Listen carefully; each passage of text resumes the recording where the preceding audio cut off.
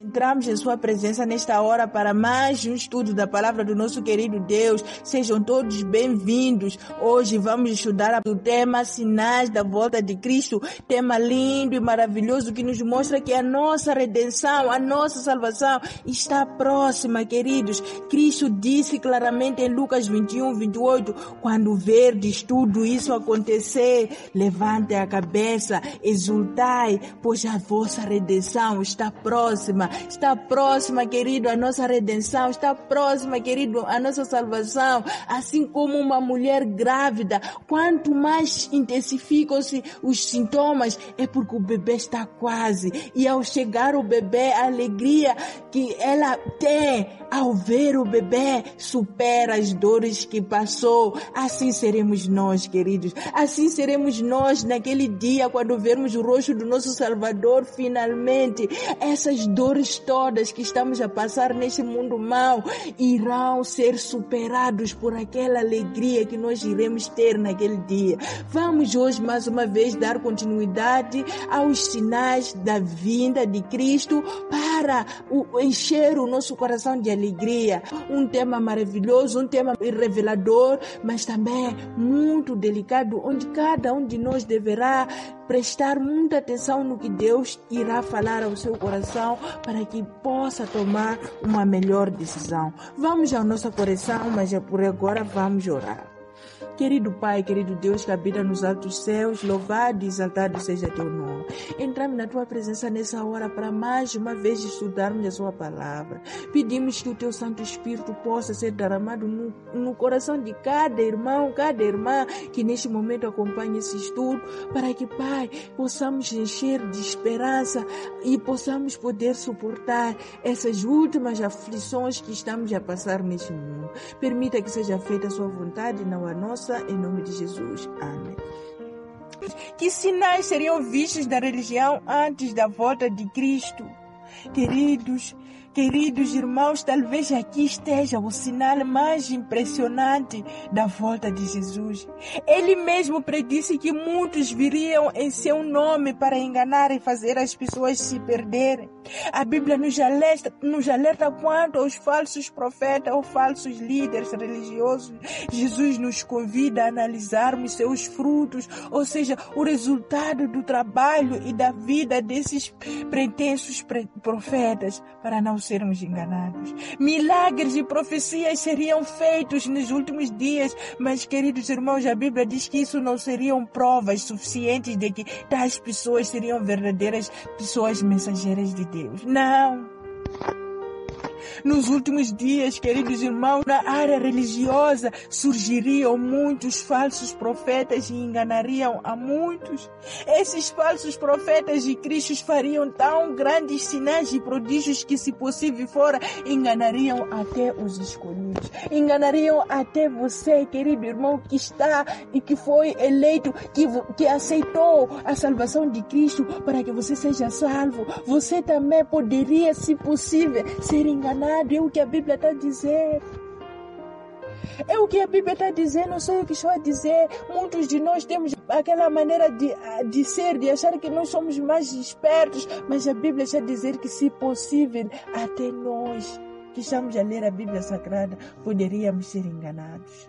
Será que, queridos irmãos, isso não é prova suficiente de que nós precisamos de abrir a vista diante de tudo que está a acontecer aqui na vista? Será que isso não é suficiente para perceber que nós não precisamos acreditar numa pessoa, mas sim acreditar no que a palavra diz? Será que isso não é suficiente para você perceber que você não pode acreditar em mim, mas sim ler a sua palavra para você ouvir o que ela está a dizer?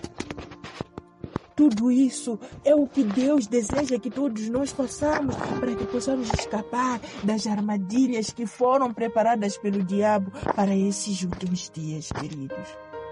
Qual é a motivação dos falsos profetas ao pregarem a Bíblia e o que atrai os seus seguidores? A resposta vamos tirar em 2 Pedro 2, 3, Mateus 7, 21 a 23. A motivação é de seguir suas práticas de libertinagem e por causa deles, queridos irmãos, o evangelho verdadeiro seria blasfemado, e são movidos pela avareza, egoísmo e ganância. Eles fazem negócio com palavras fetícias, profetizam em nome de Jesus Jesus, expulsam demônios em nome de Jesus e fazem milagres em nome de Jesus, e isso atrai os seguidores, mas a motivação deles ao fazer isso tudo não é uma motivação que agrada a Deus.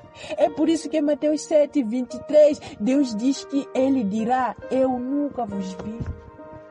Eles naquele dia vão dizer: mas nós fazíamos isso, fazíamos aquilo, expulsávamos demônios, esse é o nome. Mas Cristo irá dizer: mas eu nunca vos conheci. Por que Cristo terá que dizer isso, queridos? Porque a motivação deles é errada.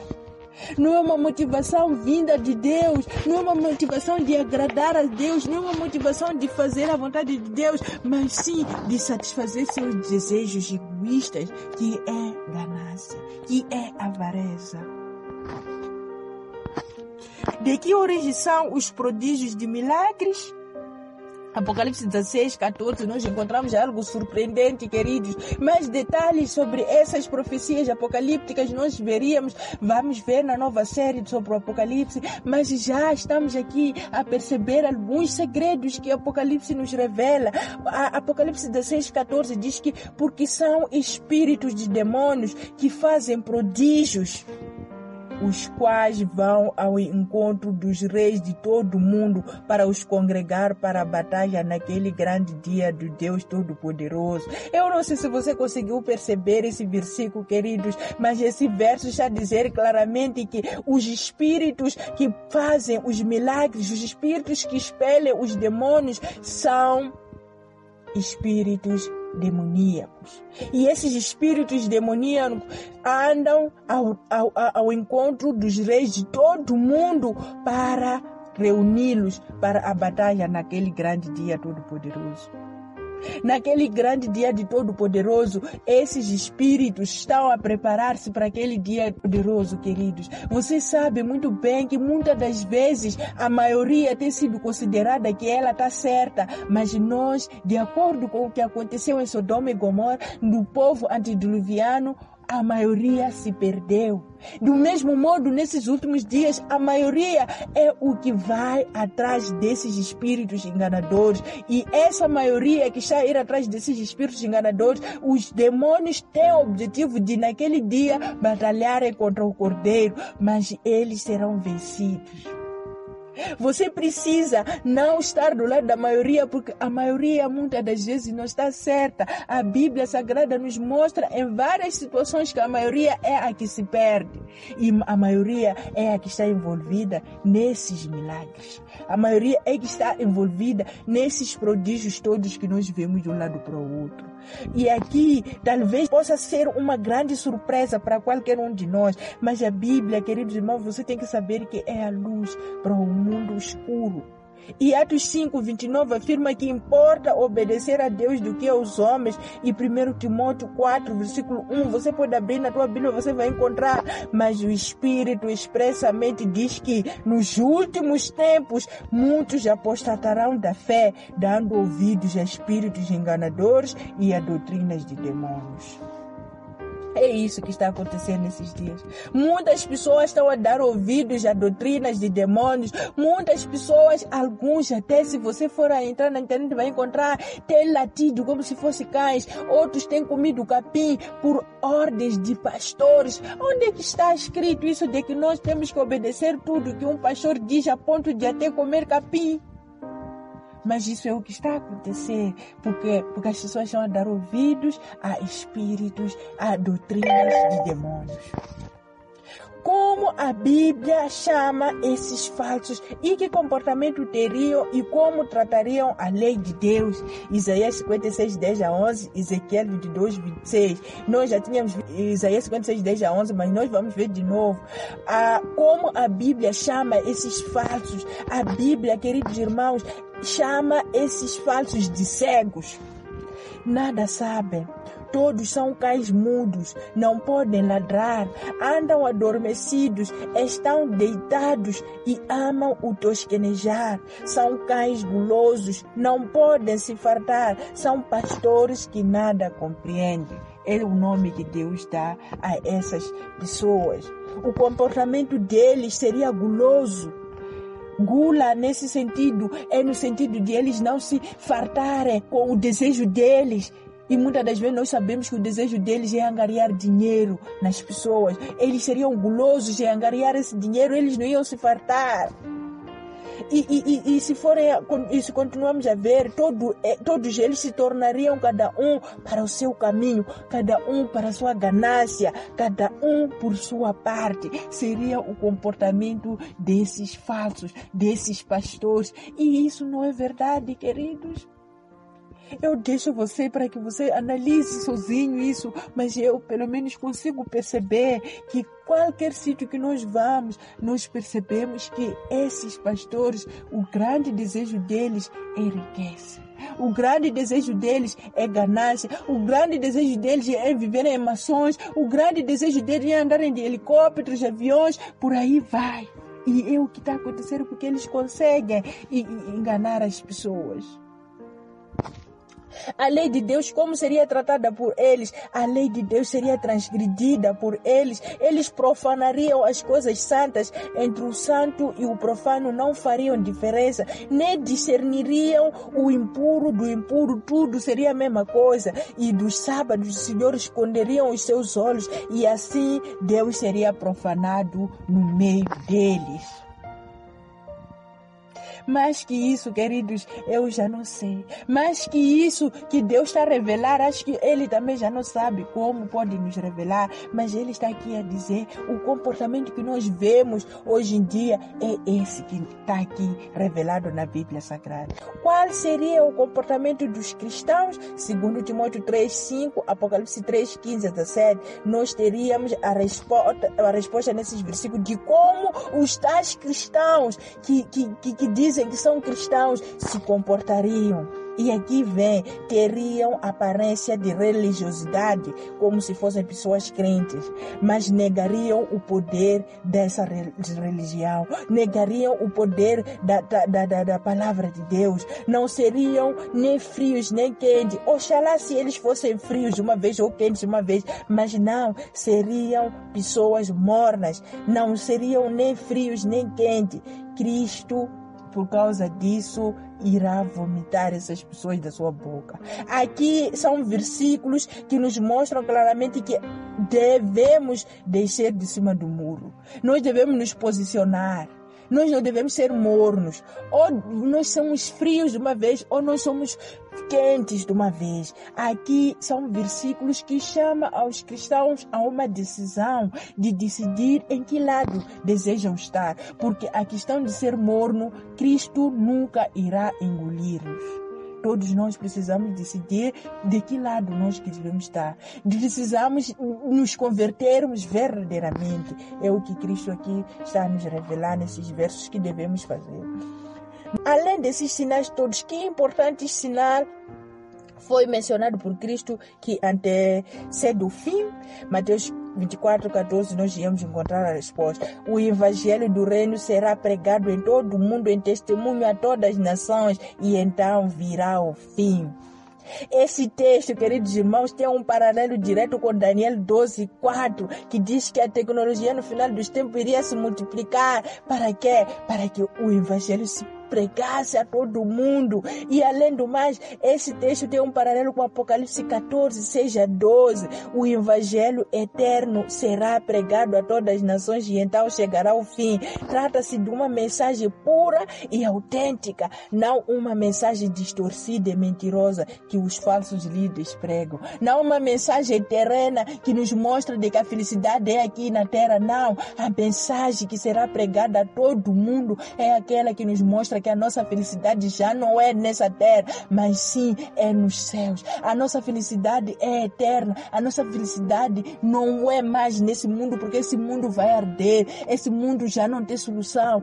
O evangelho eterno vai nos mostrar que nós precisamos nos preparar para a salvação final. Esse evangelho seria pregado em todo o mundo para que sirva de testemunho a todas as nações. Só assim Jesus voltará. E por isso ele convida a mim e a você a pregarmos esse evangelho para que as pessoas o mais rápido possível sejam advertidas e assim Cristo voltar, para que nós possamos parar de sofrer para sempre, queridos.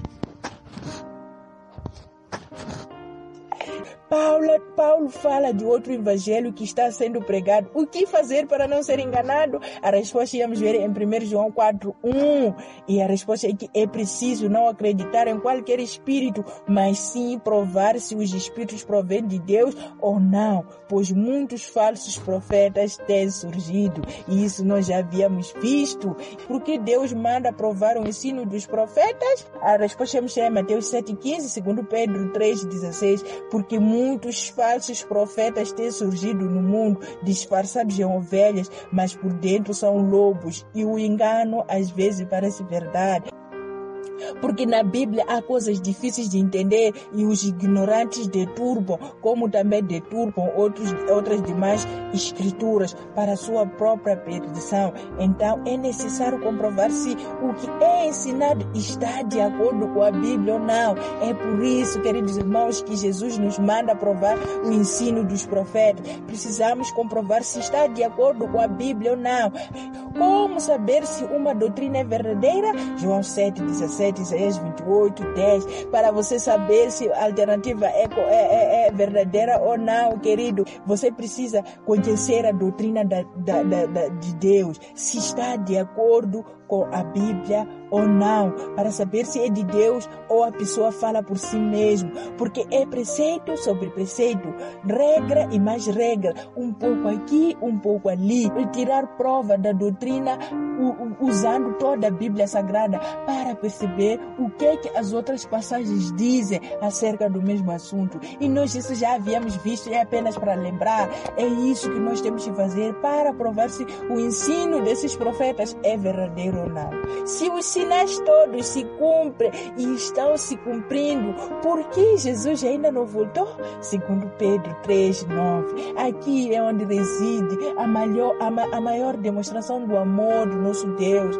Ele não retarda a sua promessa, ainda que alguns consideram que ele está a demorar. Não, ele é longânimo para conosco, porque ele quer que nenhum de nós se perca, senão que todos nós venhamos a nos arrepender. É por isso, queridos irmãos, que parece que Cristo está a voltar. Ele quer que nós espalhemos o Evangelho em todo o mundo, em testemunho a todas as nações, para que muitos possam tomar decisões corretas, para que ninguém se perca. É por isso que Cristo parece já demorar. Se cada um de nós tomar a peito essa mensagem e espalhar e decidir mudar de vida, você vai ver, querido, Cristo irá voltar brevemente.